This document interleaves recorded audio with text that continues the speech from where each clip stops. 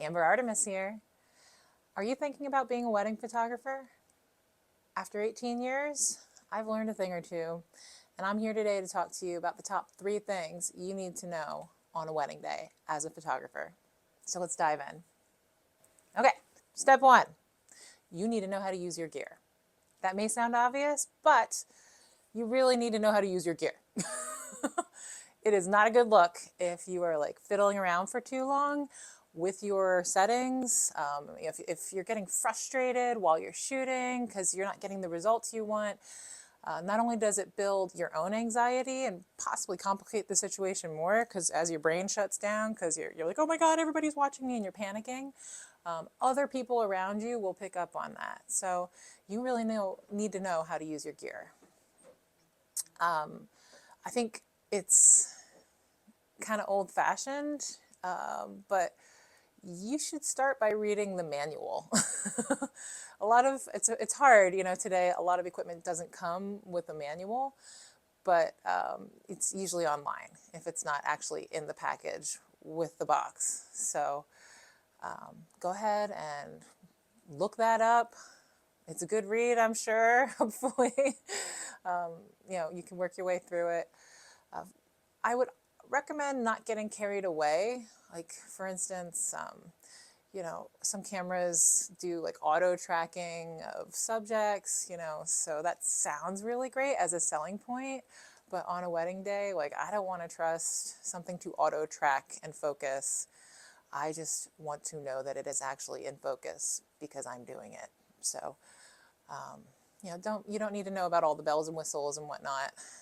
I would just focus on the basic functions, like, how to set the white balance, how to change modes, like if you're going to go from aperture priority to manual, really getting the ISO settings dialed in, like based on lighting, how to format your card, how to change focus modes, like from continuous to targeted point focus, or these are the things that you're going to use over and over and over again. Exposure compensation, oh my gosh, I use that so much.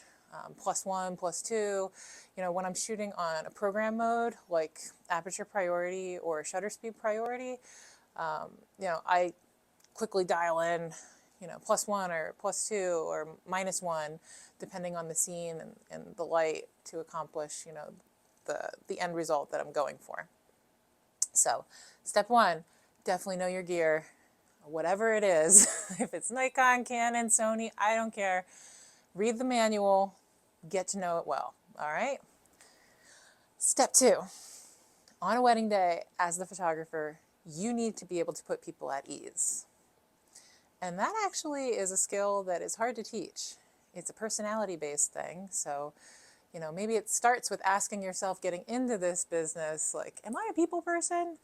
Because if you're not, this might be the wrong industry for you. You need to be able to have these soft skills of talking to people one-on-one, in large groups, giving directions. You need to be able to communicate.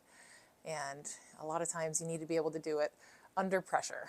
So it starts with finding out, doing some soul searching when you're starting out with your wedding photography path, like, am I a people person? If the answer is yes, proceed. If the answer is maybe you're the kind of introvert or just not people person that can develop that skill, and you can turn it on when needed to. So I know people like that who are just not extroverted at all, but for work they can be. And so you need to possibly seek out some professional development, to help you be able to speak with authority and assertiveness and in a calming way. So anyway, aside from whether or not you're a people person, I believe that putting people at ease on the wedding day begins well before the wedding day. So you need to communicate expectations and build trust appropriately before the wedding day. And that can take a lot of forms.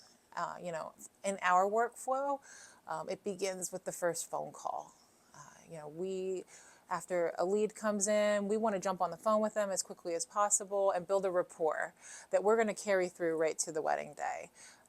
It's a big part of why they booked you in the first place, is that they had this feeling in their gut that you were their kind of person and they were going to get along with you on one of the most important days of their lives. So you want to make sure that you're building that rapport, doing whatever it takes before the wedding day to make sure that you're going to be able to put them at ease. So they're trusting you and they know that you've got this. The other big thing that we do before the wedding day is we communicate a plan. We send out a questionnaire, we get like their input, then we schedule, again, a phone call to walk through the timing of the day. And we're building that rapport, listening to them, finding out like what they're hoping for, and then making sure that their hopes and expectations match up with reality and what we're able to deliver and what we recommend based on our experience. Just so that we can go into the wedding day with a plan that we've mutually agreed upon, and then on the wedding day, everybody can relax because they know where they have to be and when. And if we need to adjust or adapt, at least we have that plan to fall back on as a frame of reference. And we've given it some thought and we understand what the couple is hoping for.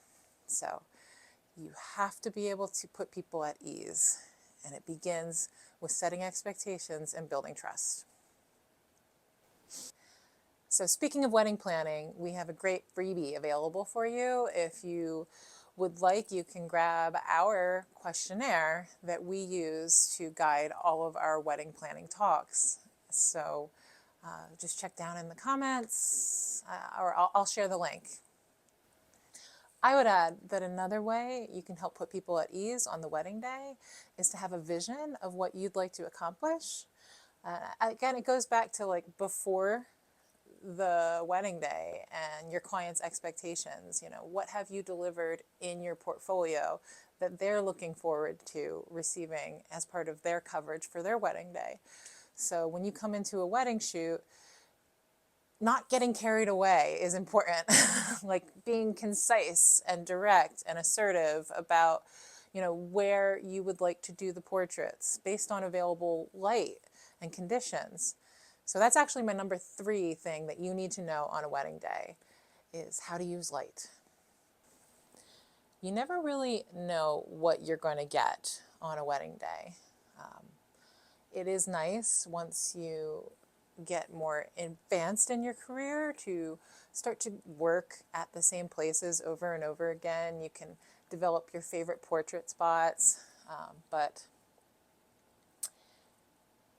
let's just assume you're going to a new place for the first time and you don't know where to do your group photos and you've got, 16 people in your largest shot or 20 people in your largest shot and it's really sunny and there's one tree and you're like, what do I do? So you really need to understand how to use light or how not to use light. So one thing you can do is run for the shade in that situation. You can find shade and a nice enough backdrop, simple, not distracting backdrop, or you can position them so that the light is behind them. Or sometimes that just doesn't work because the thing they wanted most featured in their photos requires you to put people in full sun. For instance, like a lake or a mountain. And in that case, I would create a photo setup that was more about the scene than the individual people. They could interact with one another and not necessarily be camera aware.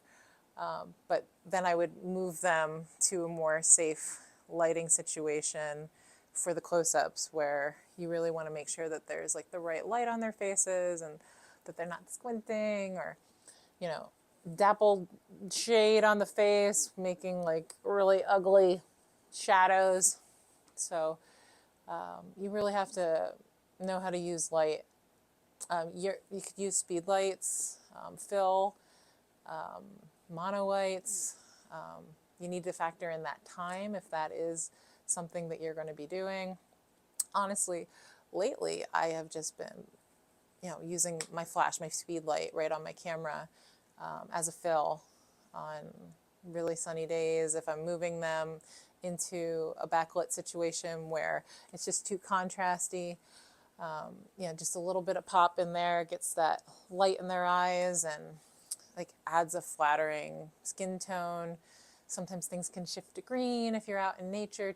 It's a thing. So a little bit of light, supplemental light. Oh, and reflectors. Oh my goodness. There's a video on our website of us using a reflector. We have, mastered, it doesn't work so well on a windy day, but using this giant reflector to, tip some warm light into people's faces, telling them not to look at it because it's a bit like looking at the sun, is, something that we have done. And, or we use the reflector as a bounce surface, actually. So you can hold this thing up, and this is a two photographer approach. You need an assistant for this, but you can point the flash at the reflector and that will bounce in some light into your scene. Anyway, photography in its essence is really the study of light, and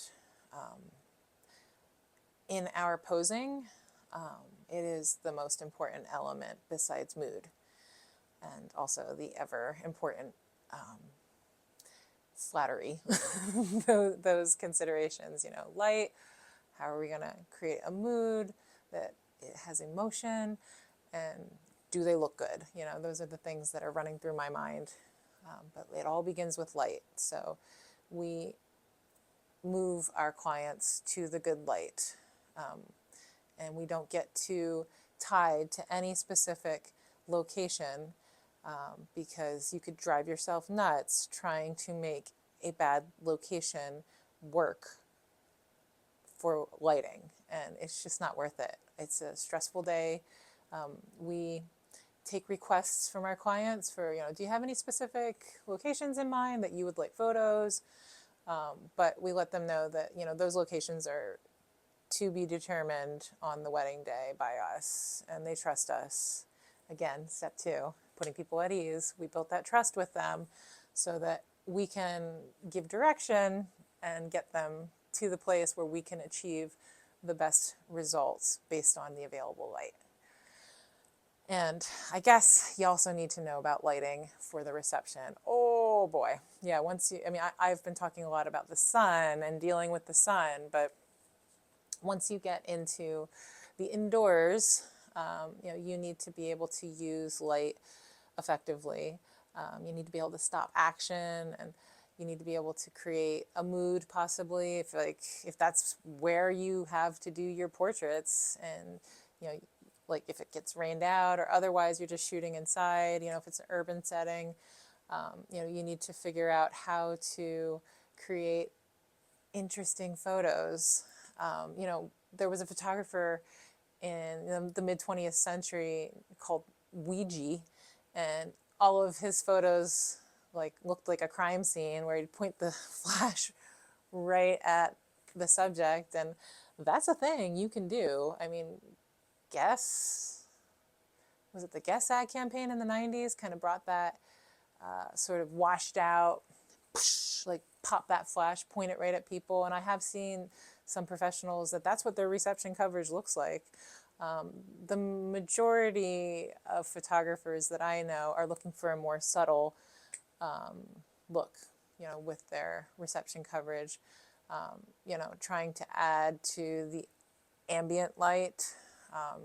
Bouncing is a popular, easy option, but you could also do some off-camera flash to create directional light, which creates a very interesting mood. It requires some more sophisticated gear. We're old school, so we use GoPro transmitters, but I hear a lot of good things about the Godox system.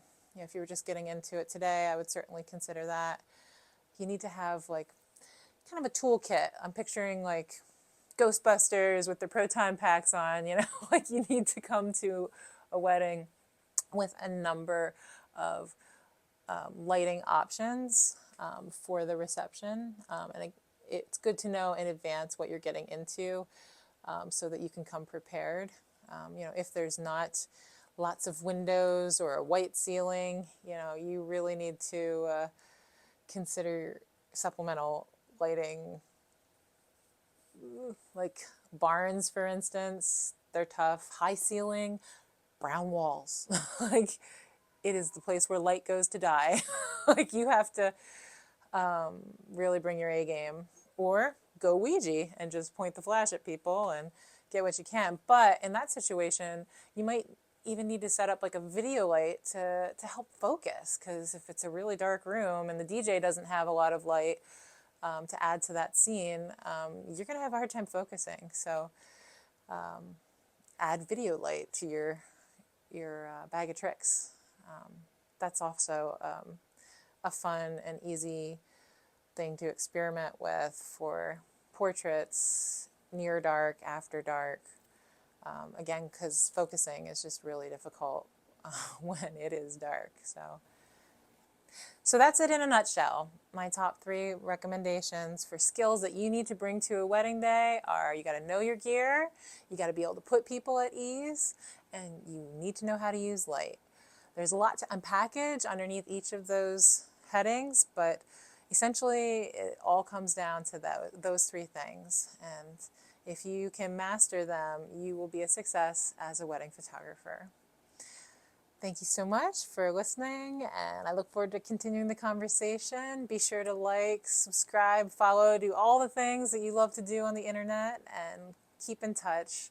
Don't forget to grab your freebie. I will make sure to post that in the links somehow, and let's talk soon. Bye.